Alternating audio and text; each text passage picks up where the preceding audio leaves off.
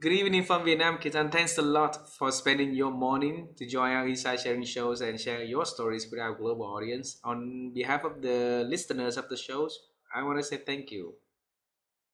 Well, thank you so much for having me. It's quite a pleasure, and hi to everybody from Canada. It's a beautiful cold morning, and what a pleasure. The technology allows us to connect 24/7. So it's fantastic. I think one of the things that we need to say thank you to the pandemic, is that it gave us, uh, the chance to connect so beautifully all around the world. And you know what? You are the 490th person joining our shows in 16 months. So thanks for taking part of this journey that we are doing. All right. Yeah, very welcome. It's a real pleasure, and you're right. The pandemic kind of challenged us, and we lost many friends, colleagues, and humans around the world. But it taught us to think in new ways and challenge ourselves, right? Like we figured out that there's other ways to communicate and do things. Yep. Yep. So this is great. We move forward and hopefully help make the world a better place. I know. And I invite you to the show. You know why? Because, like I said earlier, I admire your missions of transforming millions of lives through the work that you are doing. And I want to make sure that you're not gonna do it alone. I'm sure that there's out there a lot of people who really want to make a good contribution to this world and make the world a better place. So that's why I say, okay, Kitten, please join and share your stories. And since you haven't been to our country, please also accept our formal invitation. If you come, we're here. We'll take you around town, show you how beautiful Vietnam is. Okay. Yeah, for sure. I would love to one of these days.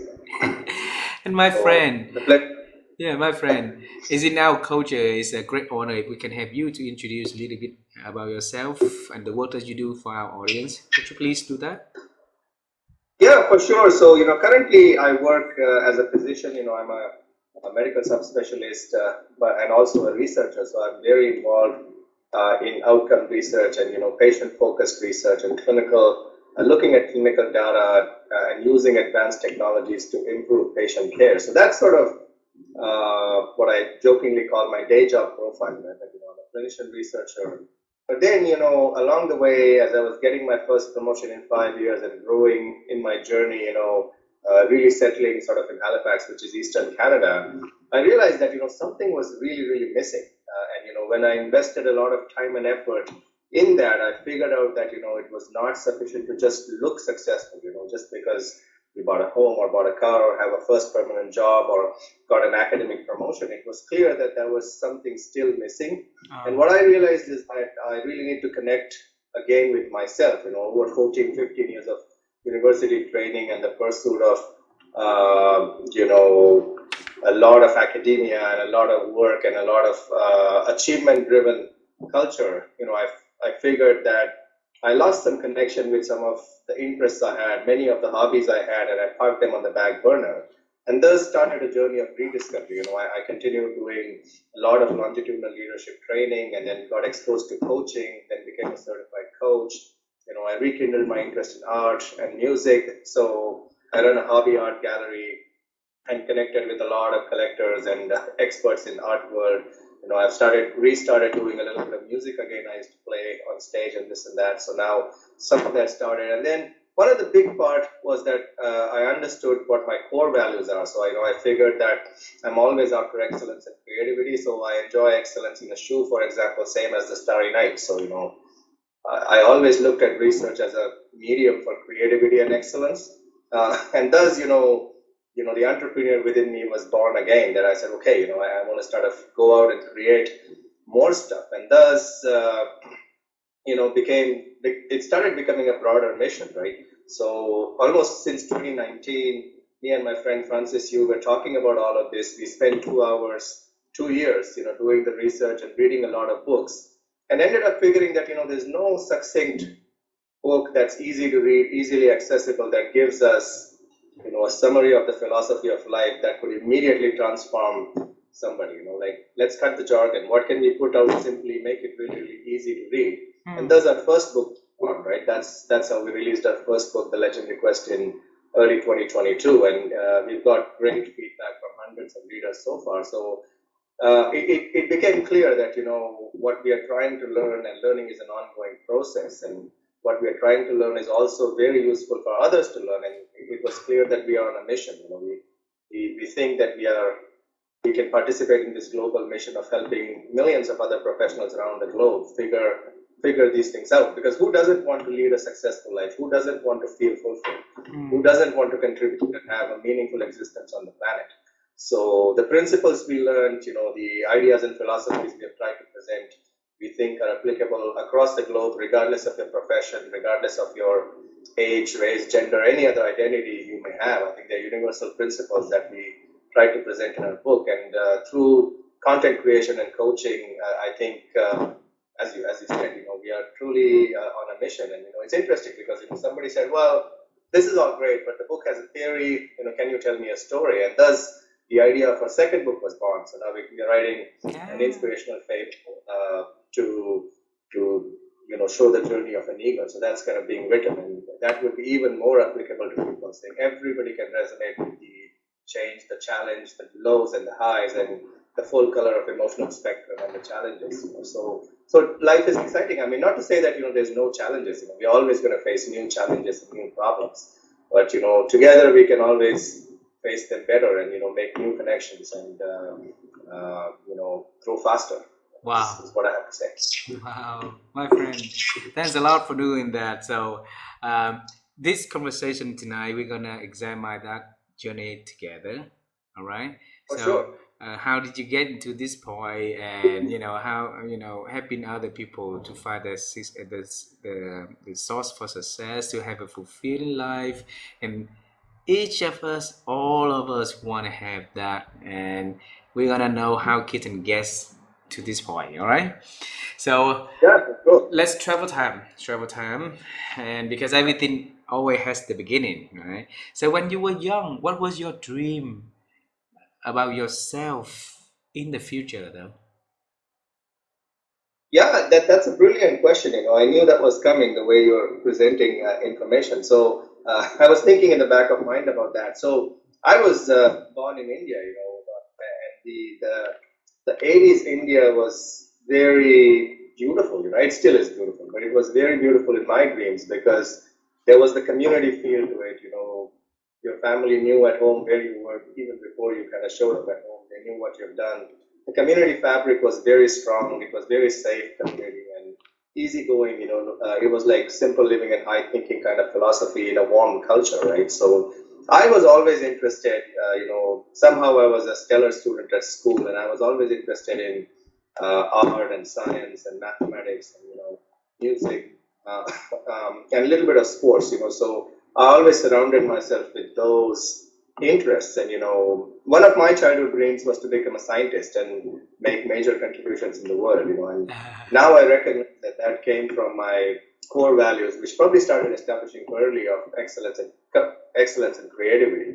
So I've always been drawn to creative aspects of virtually anything, and so art and music and science and math was quite interesting. And as I grew my interests later on, I became very interested in theoretical physics and some of the ancient literature and modern literature and psychology, and then eventually medicine. All of them, in a way, informed me a philosophy of life that would work. So that's sort of a brief Wow. answer. With the love of being in arts, in sports, living in sports, right? The arts and the science, and then with the dream to be something, be a scientist and be something nice for the world, right? You can choose to be doing anything, and so why did you choose to become and to study in the field of physician, though? Yeah, so as I grew up through high school and college, it was clear that I wanted to pursue some sort of a professional career. And as you probably know, in the Asian culture, being a physician is very revered, right? Everybody wants to be a physician, and it's considered a marker of success. You're on a right path. It's a noble profession. You're contributing to the world. So the choice came between either pursuing computer science or pursuing medical career. And I said, well, you know what? I'm going to pursue the medical career. Sounds more inviting and exciting. And thus the idea was born that I'm going to pursue medical career. And then in the medical career, I further got exposed to oncology and the cancer world and blood disorders world. And I found that fascinating because, cancer is one of the biggest problems we are facing across the globe, and it will continue to be like that in foreseeable future. So then I sort of started focusing in on that. And once again, the research came right back at me because there's so many unanswered questions there. So uh, then I knew very early that I was going to do some original research and start contributing from that angle.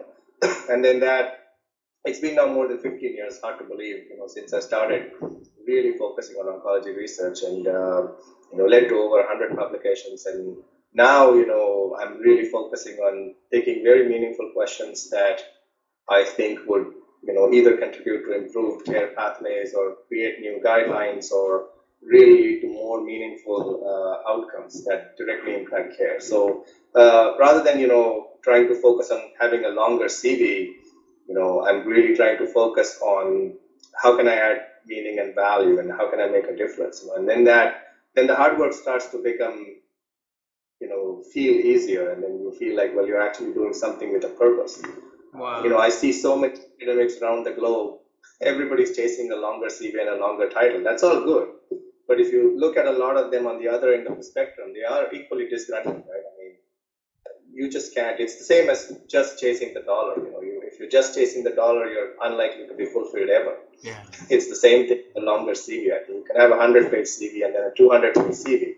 There's always somebody with a 300-page CV, and what does it all mean in the end? So my learning from the 15 years of research career is that we really need to focus on why we are doing the research, what does it mean, and how can it impact people and or profession we care for. So I think if we focus on simple questions, it will align a bit better. Wow, wow. And then simple question sounds simple, but it's the answer for that is very, very hard because we tend to make things more complicated than it's supposed to be, right? So, and like a lot of like researcher cannot even publish one paper, research paper, and then you've been published for over 100 of them. So, where did you find this time and the strength and the curiosity to really dive in and to like looking for data, looking for information, and further expanding your research papers, though, Ketan? Yeah, no, I think that's such a key question, and I get that asked very frequently, right? I mean, I'm involved in a lot of things like the books and the entrepreneurial pursuits and the day job and the research career and a lot of students that I have. And I think you answered it already. I think it's a curious mind, right? I mean, if we have the curiosity, if we have a genuine passion and interest, and then we can acquire the skills to manage our time, manage our tasks, manage our attention, and really learn how to optimize our days and try to align more and more with our goals and vision, I think it starts unfolding, right? You'll automatically filter out things that are less important, and that's so true, right? I mean, not that I didn't struggle with it, I went through the burnout, I went through stress that, how am I going to do this? How do I manage my time and task? And that was one of the big reasons going back to the book that, the hundreds of books we read and the hundreds of discussions we had and the meetings we had, the input from mentors, the input from coaches, the input from people like you across the globe. At the time in 2019-20, when the pandemic just began, we couldn't find one single resource that, what do I do? What do you actually need to do to figure out, the simple questions that we talked about, which you're right, they're not that simple. You really need to do the work to figure out who you authentically are, what your true goals are, what's important for you and what's not important for you. I mean, so often I get asked to write about success, and people, yeah, it's we always measure success by what somebody has or who somebody is, and what they possess, and more commonly with the net worth they have. Only because it's very simple to measure, right? It's indisputable to say X person has $1 million net worth, and Y person is the dean of so and so, or the Z person is the president of this society. But very rarely do we ask the question as to, do I feel successful? Do I feel like successful? And I think there's a huge disparity there, right? I mean, that's one of the big premise of our book, that it's not sufficient to just look successful in somebody's eyes. If you don't think you are successful and you don't feel successful, more importantly, that's not being successful. So I think there's a big culture shift there that we have to sort of align the two important pieces. So, and this question, like fortunately presented a lot of my research and a lot of my work across the globe, and I met a lot of world class researchers and leaders and entrepreneurs, and a lot of them just didn't look happy. It's like, oh, we need a real estate baron, and they've got nine-figure net worth, so $100 million plus net worth, and they're looking like they have all the stress on their shoulders. It's like, well, that doesn't look quite good. They have the most enviable net worth most people would want, but yet they are kind of shying away from people and not happy and really kind of stressed and frazzled. And it's like, what does that mean? I've met so many researchers, like 500 papers in their careers, and they're world famous. They're like, oh my gosh, it's so difficult to manage. I'm so busy, I can't even breathe. I said, okay, that doesn't sound good. Same with lawyers. Very successful lawyer friend of mine. Living on the ocean in a beautiful mega $1 million mansion, very very successful and famous. One day we were discussing our book, and he's like, he almost was almost teary. He's like, you know what, this is so important, and his statement was, I was very happy, or the happiest, and he actually told about a story when he visited Vietnam. He was going with a driver or something, and he's like, I remember that, like whatever, 30 years ago. He said, I was the happiest back then when I had absolutely nothing. That's very disappointing statement, isn't it? Like, he did all this journey and became so successful in the eyes of others, but he doesn't feel like that. So there's a huge disconnect between what we perceive success to be and what it is. And through my last several years journey, that topic became very near and dear to me. That who has made this decision that X, Y, and Z are parameters of success and everything else is failure. So we make even the most successful, powerful people feel like they're not enough. That culture of productivity-based capitalism is very challenging, right? I mean, it's already kind of consuming a lot of us. Like, I'm not trying to be negativistic on the show, but I think we need to be aware of that. I mean, we cannot shy away from capitalism. It's important. Business is important. You have to grow your business. You got to grow economies and next breakthroughs. But I think it needs to be seen in perspective. We have to sort of balance it out a little bit. Ketan, it's very important the work that you do. Because I met so many of them also in my life that they have everything that people thought. Like if they have it, they will be so happy, right?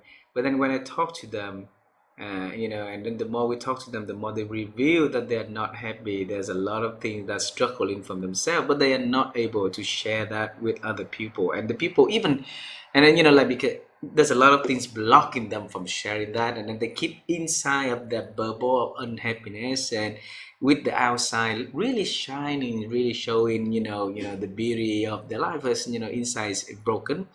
And I hope that there's a lot of people like you out there. We have these friends of mine to really seeing a world in a different place, have a different kind of measurement in their lives about what matters, and which come back to what I want to ask at the very basics.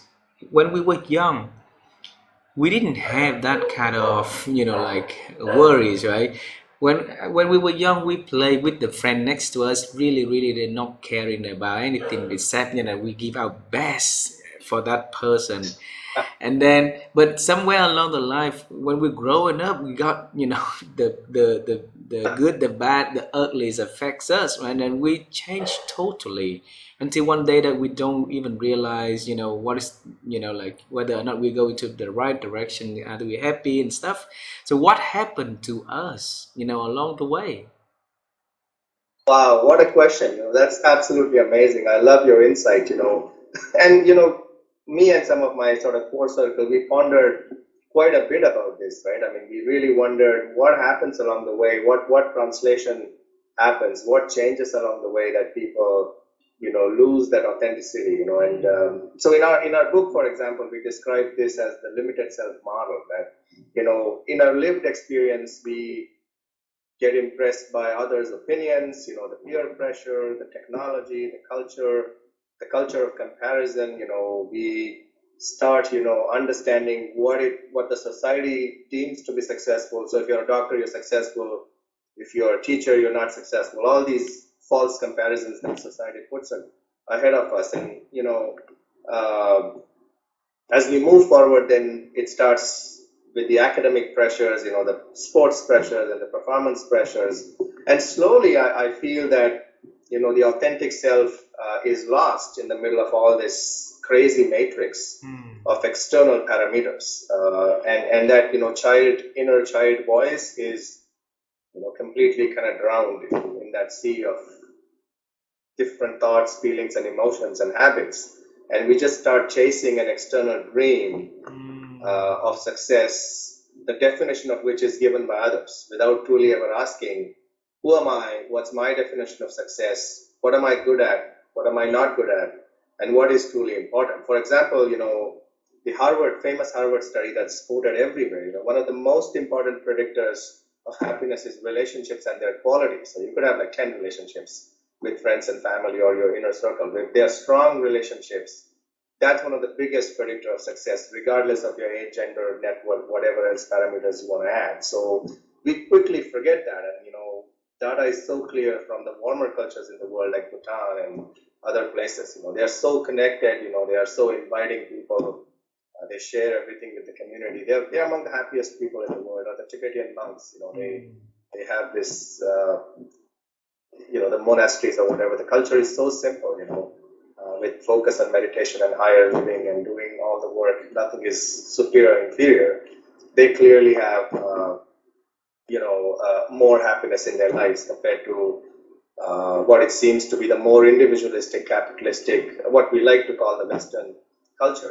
And this is a greater debate than just kind of solving the problem here. But my understanding was that we lose that authentic self along the way in translation and trying to achieve what the society tells us or what the peers tell us or perceive us to be important. And in that mission, we see that so many times, like you said, met so many celebrities, and like you said, they have to shine from the outside, right? I mean, they have Hmm. to look good. You have to always have the makeup on, and you gotta have your hair in a certain way, and you got to smile in a certain way, and it's very stressful, right? I mean, you look at a lot of royalty interviews, right? I mean, the royalty is the same thing. You can't even eat like that. You can't eat whatever you want. You got to have your hands like that. You got so many rules. Yeah. They almost suffocate from the inside.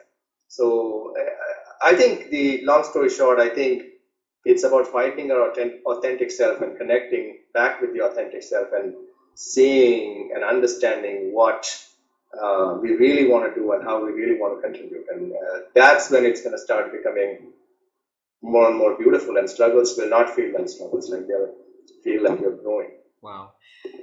Well, we've been lost for so long, right? How can we find a way to get back, Ketan?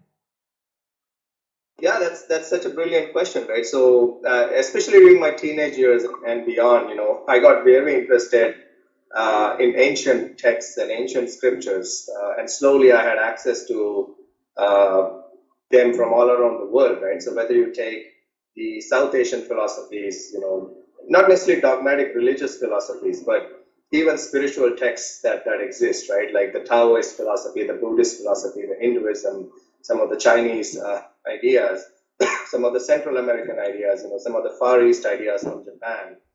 They all clearly have the answers, right? I mean, not that everybody needs to quit the grid and suddenly become a monk and go internal. That's impossible, right? I mean, we Hmm. cannot all shut down the external parameters of the world and go internal in spiritual pathways.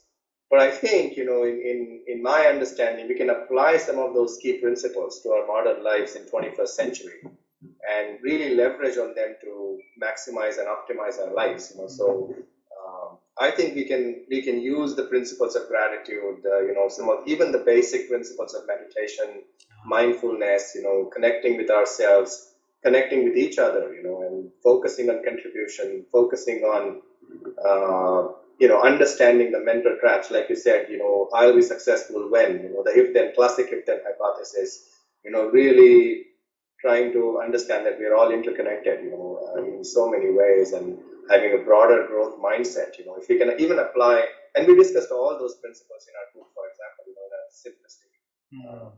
way, so that everybody can immediately apply them. I think we will grow much faster as a community, Wow. and bring back the happiness and joy in our lives. I don't know if that. And at the end, we as human beings, we want to be happy, right? We want to have a joyful life, fulfilling life, and I think that your works, your book, is really start to if the people has a chance to touch it, to read it, and then really, really have to think about it and reflect on it, then they will see the missing part of their lives, and I hope that from there they can make change. So I want to go next to the book.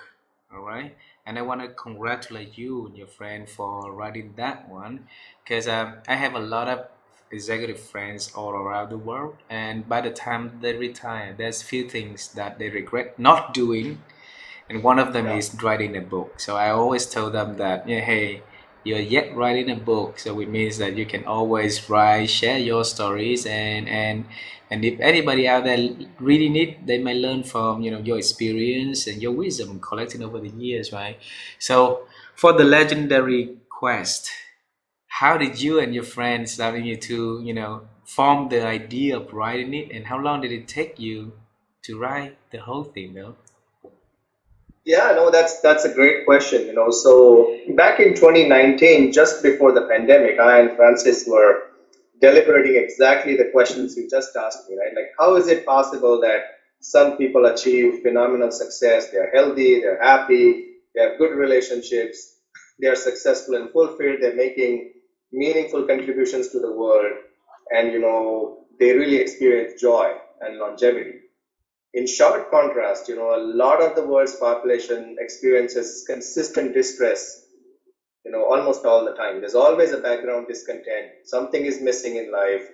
People don't enjoy, unless there's like a wedding or a gift or very select occasions or Christmas, that's when people think joy exists and the rest of the days are struggle.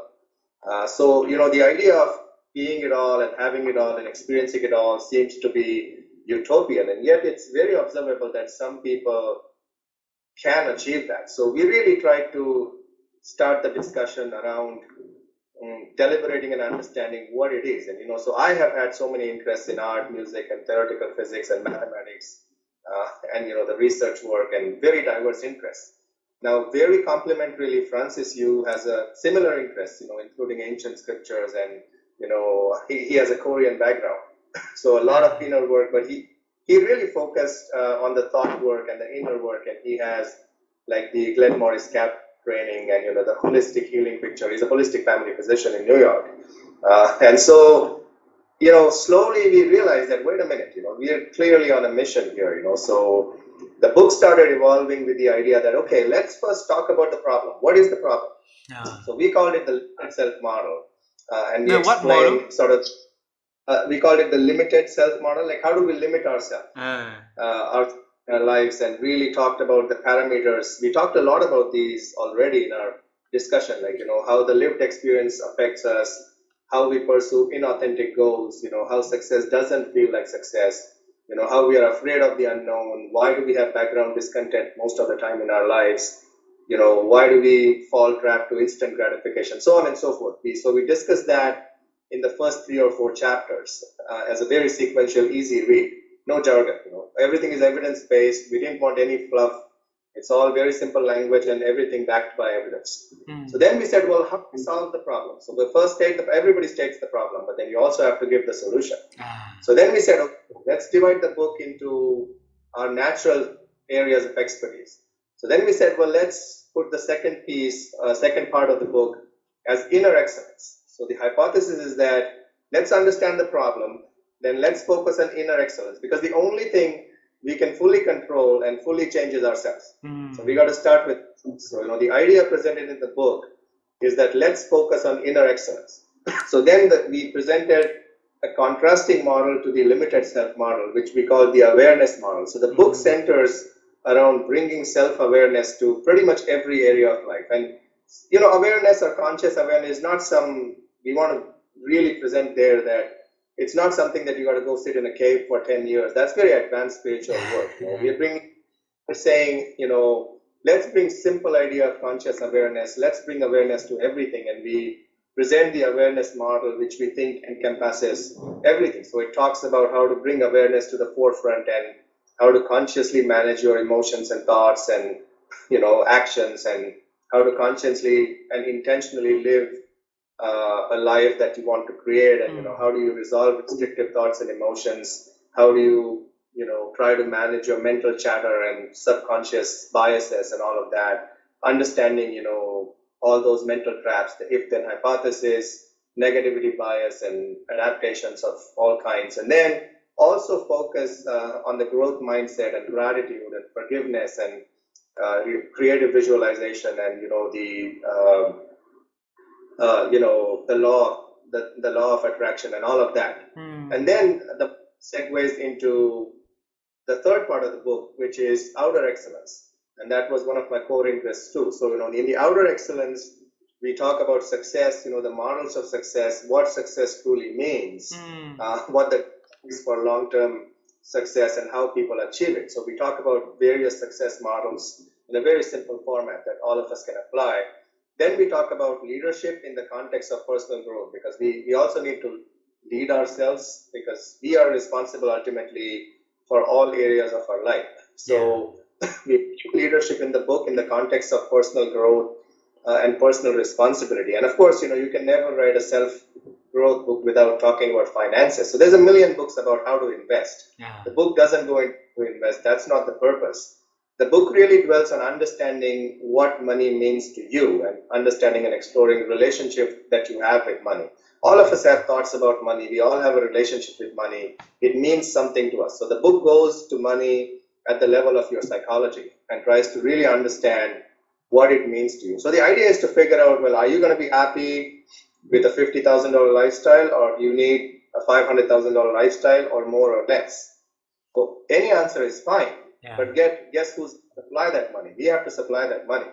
So you have to really figure out, what your money psychology and lifestyle truly is. And then, in the chapter of the book, we say that, okay, if you put all this together, you can really become the CEO of your life. And then we presented what we call the happiness hypothesis, which really kind of combines all the concepts in the book, So there's a beautiful book previously published called Happiness Hypothesis. But this is very different than that. We tried to merge all the concepts we presented in the book and really understand, the true meaning of happiness and joy. So very simply, like we all think happiness is getting a gift or getting something, achieving something. That's almost like instant gratification, and that goes away very quickly. Delayed gratification is something that we do achieve in the long run, such as saving for retirement, getting a professional degree, growing up with children, so on and so forth. But then that is a better form of happiness. But data is very, very clear that the most lasting form of achievement comes from contribution and meaning. So that's see that people who have a purpose, people who have a mission, people who have a vision, and no matter what struggles they've gone through and how much they have achieved, they seem to be quite contented and happy because they are on some sort of a longer term mission, and there's a continuous contribution. So, and then we put together some of the previous concepts in the book. So we are really hopeful that the book will help people get started on the journey of self-discovery and really trying to get where they want to, but in an accelerated way. So the idea of the book was to become a catalyst in everybody's life to quickly transform their journeys to where they want to go. Like we want to present a unified, evidence-backed resource that would be a coffee table book. Like you said, you could read it in 2 days, you could read it in a week, you could take 6 months, you could read it a lifetime. So it's something that you could just keep going back to because the concepts are never going to change. They are time-tested. They are time-tested principles. They are here to stay, and they've been known probably for centuries. But it's just a modern way of presenting those ideas that can immediately apply. Wow, beautiful, man. Hey, 1,000 miles start with a single step, right? So, if, the book shows a lot of, models and leading people to the happiness hypothesis, right? Where they can have a purpose, a mission, a vision about life, and then they contribute and stuff. So let's assuming that somebody listening to the conversation that we are having at the moment and they want to make change. What is the first baby step that they need to take to get into that 1,000-mile journey? Yeah, and I think, there's no one answer in my opinion there, but a common answer that I hear people doing is just start getting curious, just start noticing. Even if you just start noticing, how you behave every day, where do you spend your conscious time? Are you watching 4 hours of TV? Are you just unscrolling on the phone, or are you just responding to emails every 5 minutes? Are you, how are you behaving? Where do you spend your money? What's important to you? Do you talk to your friends and family and your near and dear and loved ones? How's your health doing? Just noticing all sectors of your life. What are your hobbies doing? Like, how are you contributing? What's meaningful to you currently? Why are you making the money you're making? Even if we just start getting curious about all those simple questions that we just so simply assume, it can be a huge step. I mean, just noticing how we are investing our time, effort, and attention, in my experience and opinion, has been a huge step for people. They suddenly notice. One friend of mine who said, I desperately need coaching. So I kind of walked into a few sessions, and he's like, oh my gosh, I didn't realize that I was spending 4 to 5 hours on scrolling the phone every day. You can't achieve what you need to achieve if you're spending that much time just scrolling without a reason. It's a different thing if you're searching for something or doing some research. Another friend said, yeah, I really want to do budget and make a plan for my retirement in 25 years, whatever it was.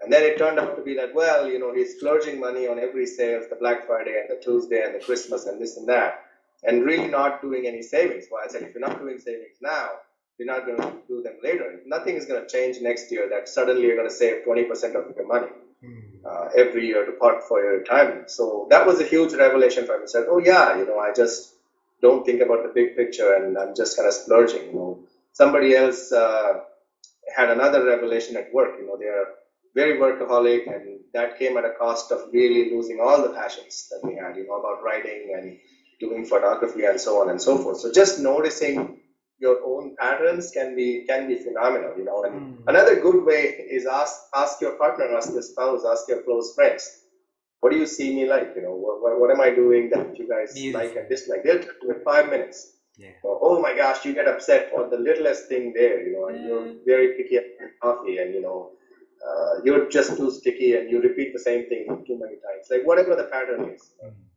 So I think, like you said, I love Albert Einstein's work, and it's always so meaningful to read about that amazing person. Like he always said, get curious. Just start with the curiosity. Start with the question as to what's going on here. Just simply asking that question will really reveal so many answers. Yeah. Well, curious can take us everywhere, right? So.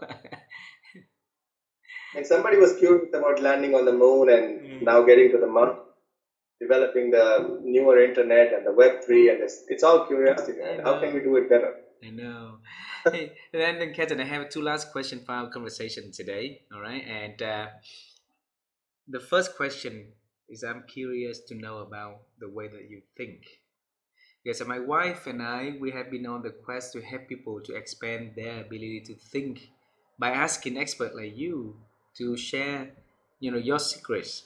And then if the listeners can listen, can reflect, can apply some of the tips and techniques that you guys sharing, then that can help them to think better, and the better thinking will help them to lead into the better change in their life. So my question for you, Ketan, is how have you been helping you to improve your ability to think over these years?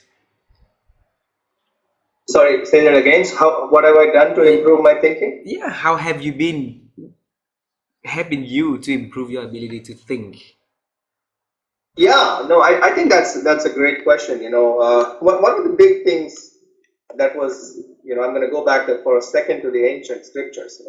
So the ancient scriptures always said to human beings that we are not our body, we are not our mind, we are not our brain. We are our conscious intelligence, that we are, and science hasn't quite deciphered consciousness yet. There's always the fancy new paper on the quantum biology and the quantum thinking and this and that, but nothing has really cracked how consciousness exactly comes from. So parking that aside, we are all conscious thinkers, right? So our consciousness allows us this space to bring in thoughts, to bring in emotions, to bring in decisions, actions, habits, beliefs, and patterns. So I, very true to our book, I have tried to invest more attention, more focus on my conscious awareness. How can I expand my conscious awareness so that I become more aware of what thoughts are coming to me? Our Mm. thoughts are not us, right? I mean, thoughts are coming to us. We are choosing to either focus on them or not focus on them. Our emotions are not us. That emotions are coming. We are choosing them or not choosing them.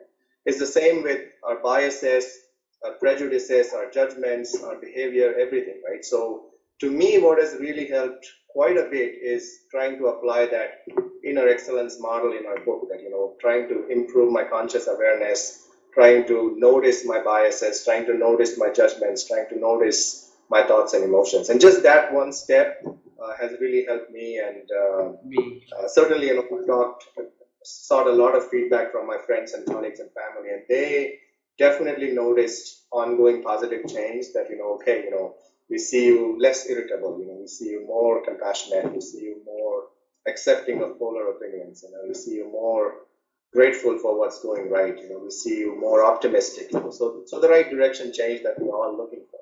Beautiful. Not that we're ever going to avoid the problems, but how we deal with the problems Mm. is the skill we. Beautiful. Thanks for sharing that. Thanks for sharing that. The last question is about the future. All right. Yeah. So, is there anything that you are working on that you are exciting? You want to share with me and the audience so together we can celebrate with you in advance? Yeah, for sure. I think the time is right to share. I kind of quickly alluded to that.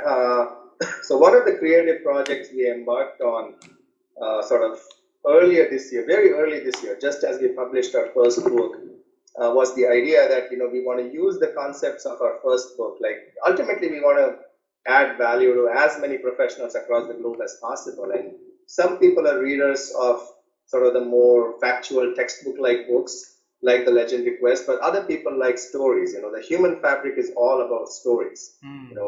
The Asian culture or the Middle Eastern culture, whichever culture, there's all these stories that have carried our ideas and philosophy forward.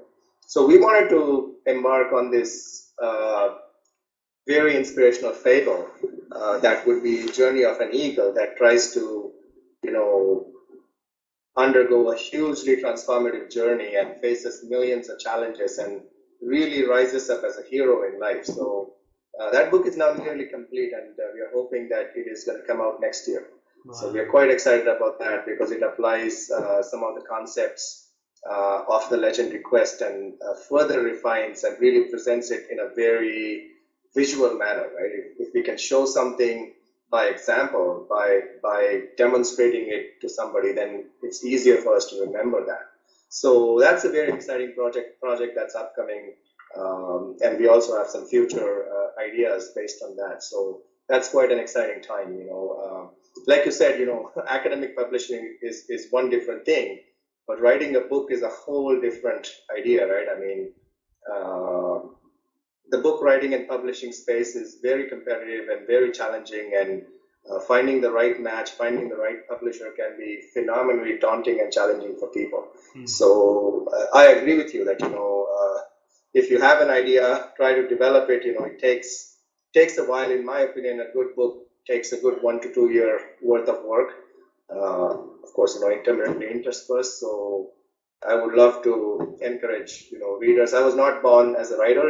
It's slowly a skill that I'm trying to acquire and improve on. So if you have an idea, go for it. I always love to share my ideas and hear other ideas.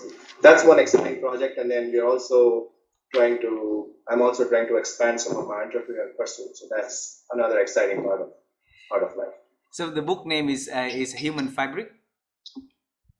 No, the book. Well, we haven't 100% decided on the book name. Uh, It's we have the character's name, and the eagle's name is Soar. So soar as in soaring, the uh, heights.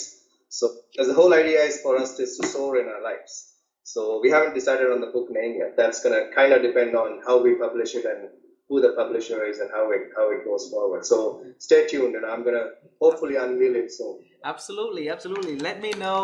Let me know before the book release so that we can bring you to the show again and let's promote that together. All right.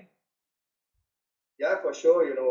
Would love to do that. Would love to bring out our story across the globe. And the story, I mean, the way it's being written, it's applicable to all professionals, all genders, all gender identifications, all age groups. If you're a young adult to further on in life, if life is a journey, it will resonate with you no matter what identity you have.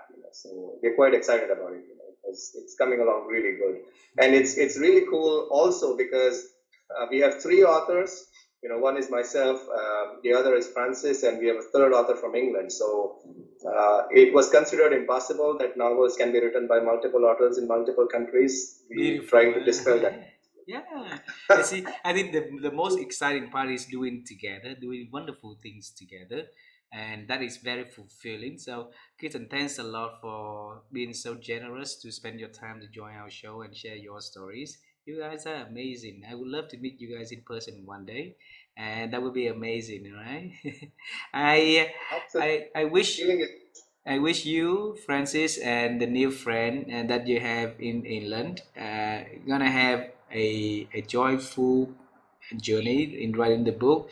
Gonna have all the supports that you guys are needing, so that you can bring the best out in the book and then bring the best to the world. So all the best to you. Thanks a lot, and I would love to see you in person one day, my friend. absolutely, the feeling is very mutual, and what a pleasure. It's been very enjoyable to share some of my ideas and learn from you. Thank you, and I hope everybody enjoys this. Thank you Thank so you. much. Thank you very much. Bye bye, my friend.